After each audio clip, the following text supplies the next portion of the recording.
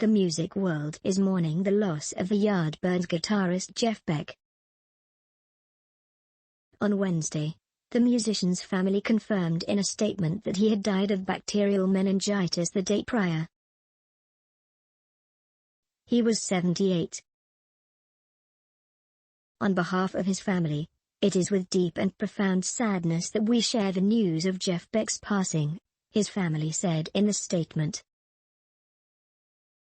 After suddenly contracting bacterial meningitis, he peacefully passed away yesterday. His family asks for privacy while they process this tremendous loss. Following the news of his death, several of Beck's longtime friends and collaborators spoke out in memory of him, including his former Yardbirds bandmate Jimmy Page. He joined Page in the English rock band in 1965, replacing Eric Clapton as guitarist.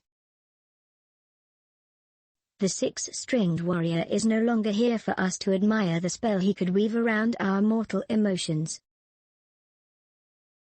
Jeff could channel music from the ethereal. His technique unique. His imagination's apparently limitless. Jeff, I will miss you along with your millions of fans.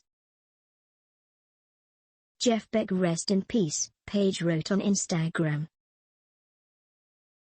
A year after joining the Yardbirds, Beck formed his own band, the Jeff Beck Group, with Rod Stewart and Ronnie Wood.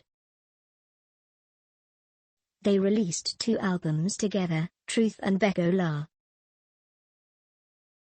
On Instagram, Stewart, who celebrated his 78th birthday the day of Beck's death, wrote that the beloved musician was on another planet. He took me and Ronnie Wood to the USA in the late 60s in his band the Jeff Beck Group, and we haven't looked back since, he wrote. He was one of the few guitarists that when playing live would actually listen to me sing and respond. Jeff, you were the greatest, my man. Thank you for everything. R.I.P. Wood, meanwhile, wrote on Twitter that he feels like one of my band of brothers has left this world. I'm going to dearly miss him, he wrote. I'm sending much sympathy to his wife, Sandra, his family, and all who loved him. I want to thank him for all our early days together in Jeff Beck Group, conquering America. In a follow-up tweet, he wrote that as a band, they broke all the rules. It was fantastic, groundbreaking rock and roll. He wrote. Listen to the incredible track Plinth in his honor. Jeff, I will always love you. God bless. Mick Jagger, who had Beck play as the lead guitarist on his debut solo album, She's the Boss in 1985, wrote on Twitter that we have lost a wonderful man and one of the greatest guitar players in the world. We will all miss him so much, he added. In a statement sent to People, singer-songwriter Billy Joel also reacted to the sad news of Beck's death, calling him the great, virtuoso guitarist. He added, he was one of my heroes. I was fortunate to meet him recently and I'm very grateful now that I was able to tell him how much I admired his musical skill. This is the end of an era. R.I.P.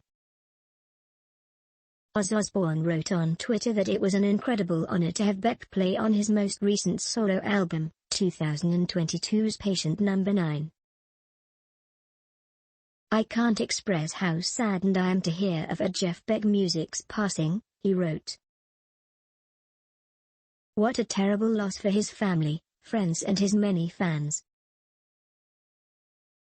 It was such an honor to have known Jeff. Osbourne's former Black Sabbath bandmate Tony Iommi also shared his condolences on Twitter, writing that he was totally shocked to hear of Beck's passing.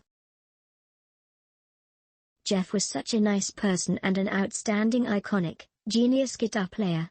There will never be another Jeff Beck," he wrote. His playing was very special and distinctively brilliant. He will be missed. R.I.P. Jeff. Tony. Kiss bandmates Paul Stanley and Gene Simmons both shared reactions on Twitter to Beck's death, with Stanley writing, "Wow. What awful news."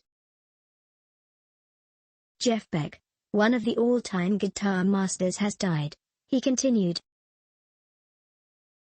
From the Yardbirds and the Jeff Beck Group on, he blazed a trail impossible to follow. "Play on now and forever." Simmons wrote that no one could play guitar like Beck. "Please get a hold of the first two Jeff Beck Group albums.